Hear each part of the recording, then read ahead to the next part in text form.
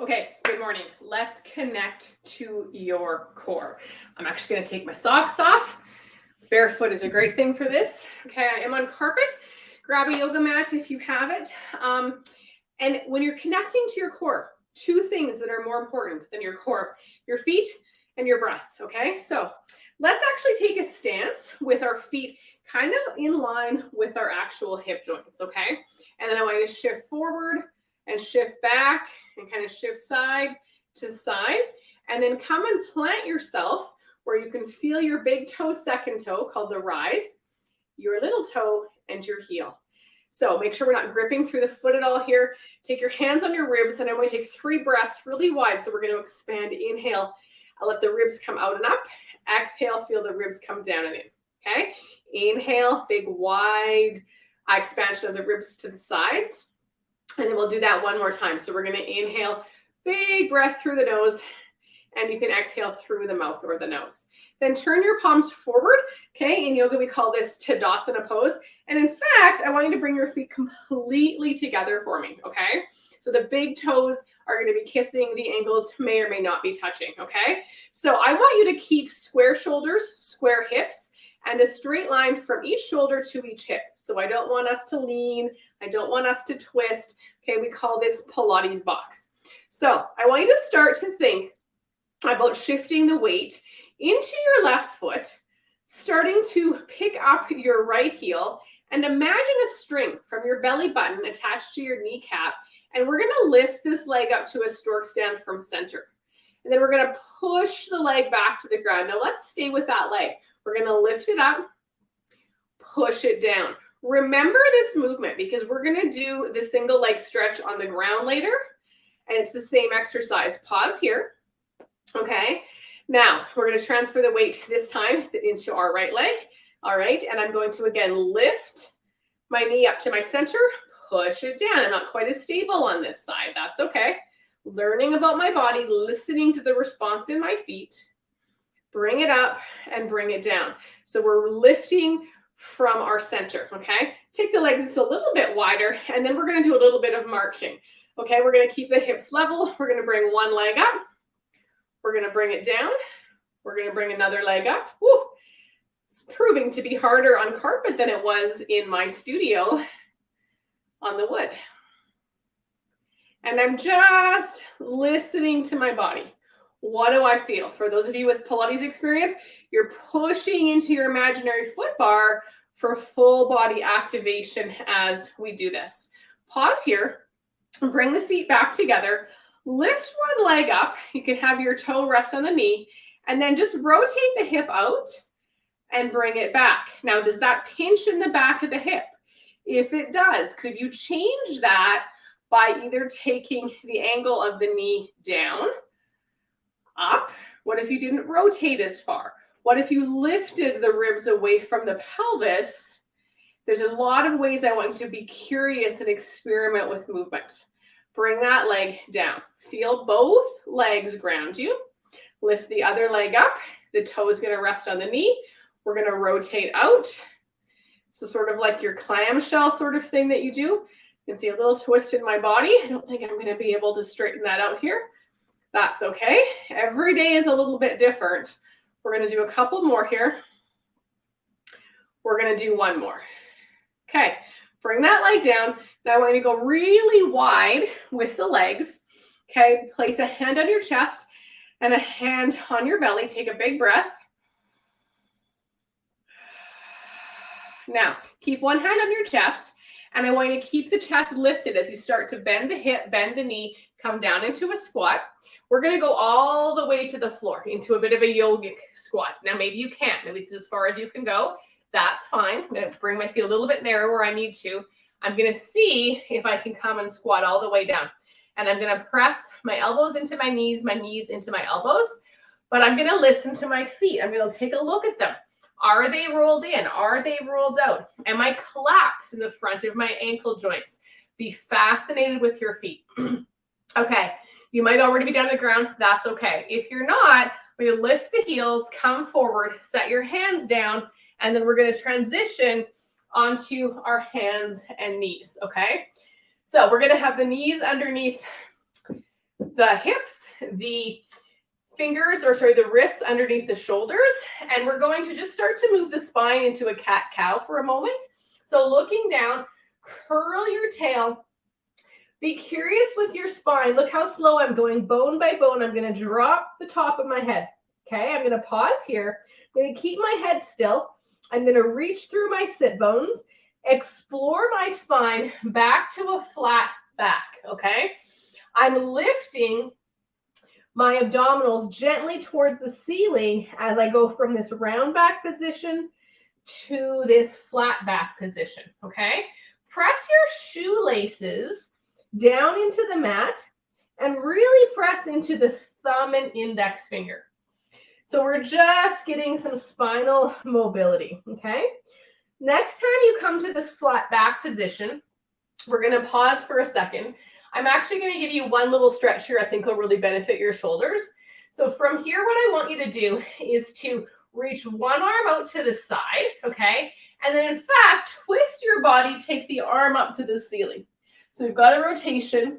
Now come back to this kind of letter T position, thread the needle, reach that arm under your body and come all the way down till you're resting on that shoulder and feel that stretch in your upper back, okay? Then press into the hand that's supporting you, come back up, and let's go through that again. So we add the rotation, we come through, we thread the needle, the elbow bends in response, we relax down into that shoulder or reach out of that shoulder. We'll do it one more time, 3 times, okay? Come up, find the rotation, thread the needle, and come back onto all fours, okay? Now from here, we're gonna do the other side. So again, we find that nice position, make sure you're not sinking your collarbones down to the mat. So we've got the connection of our shoulder blades, the connection of our belly, pressing into the shoelaces. So reach the other arm out to the side, and then you look at your fingertips, rotate up to the ceiling, to keep looking at your fingers, rotate back through the start, hand comes under the body, elbow bends, we thread the needle down. That feels so good at that upper back.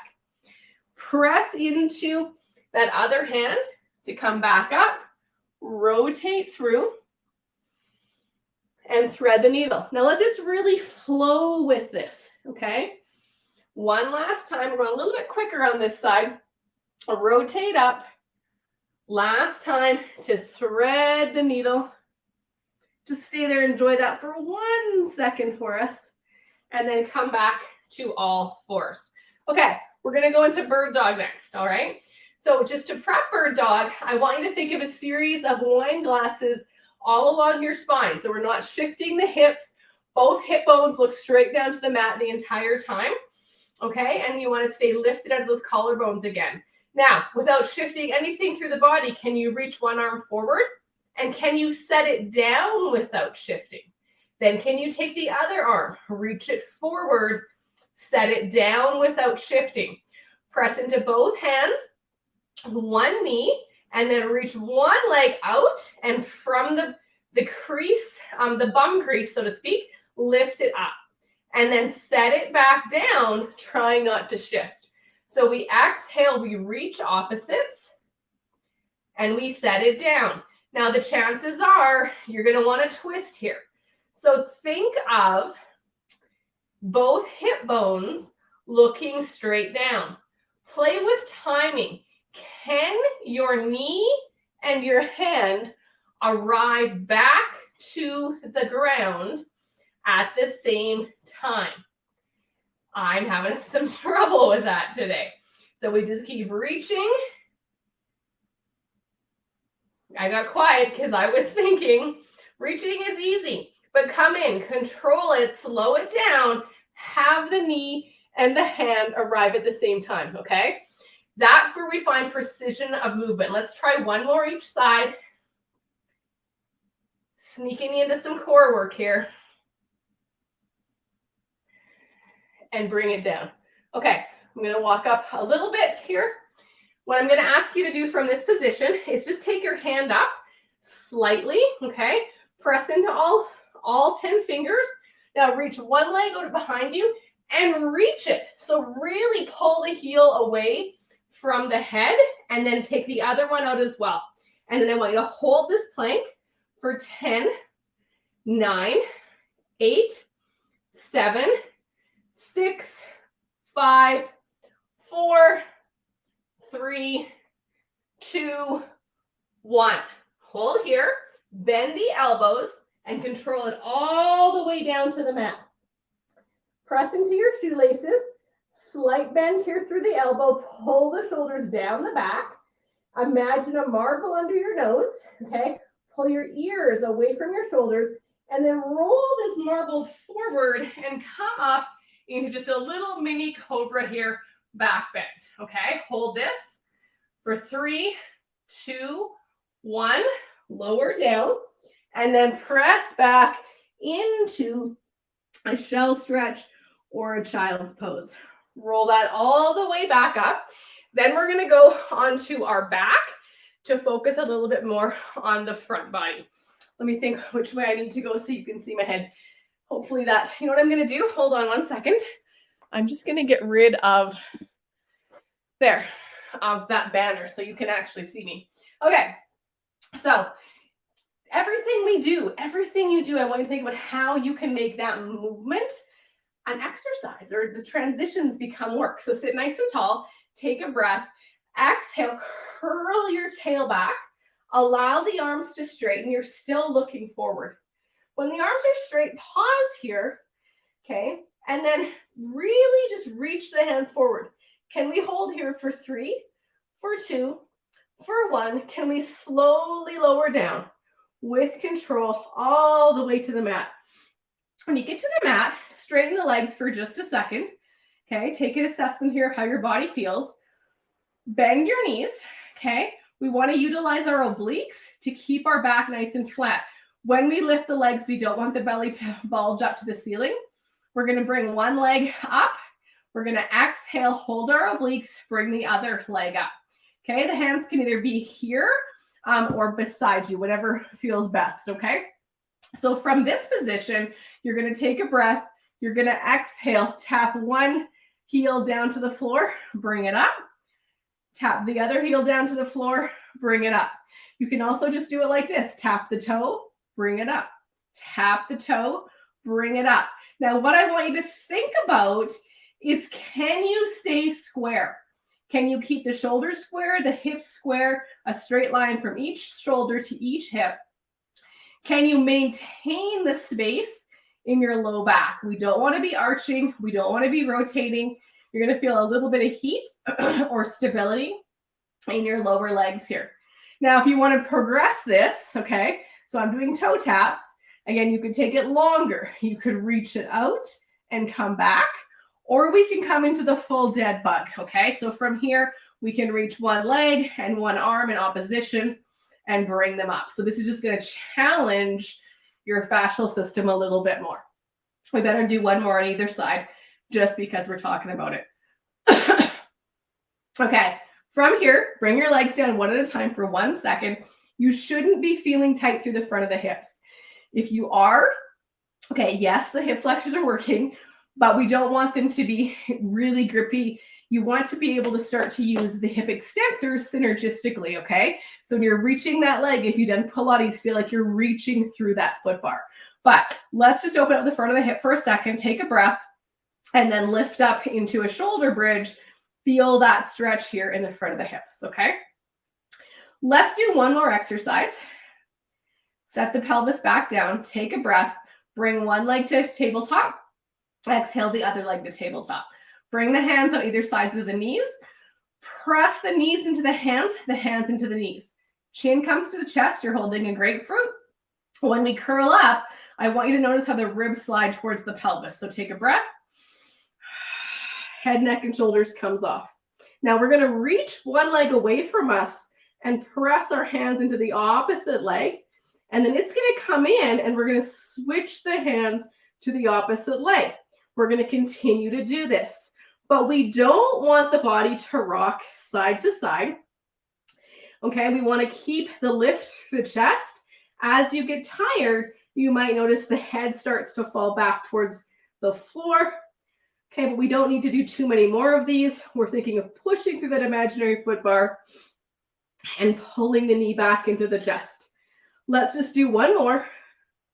I'm sweating. Pull both knees in, set the head down, bring the legs down one at a time, and then just to close things off, let's do our shoulder bridges again. So take a breath, stand on your feet, exhale, lift the hips straight up to the ceiling and straight down. Straight up and straight down. Listen to your body here. Do you only feel your inner thighs? Do you only feel the outer leg? We really want everything working. So pay attention to what you feel. Try changing the weight distribution in your foot, the reach of the knee, the lift of the hip, the connection of the arm, whatever it might be super curious with movement. So we're just lifting and lowering the hips here, utilizing the glutes to open the front of the hip. We'll do one more. Come down, cross one leg over the other, arms out to the side, and then just take the knees to one side of the chest. You can take your head in opposition, feel a gentle pull through the back of the hip, come back to center, uncross the legs, across the other direction, and use that top leg to pull the weight of the other leg over. Should feel delicious. Come back to the center, roll to your side, push up, and you are done connecting to your core. Have a great day.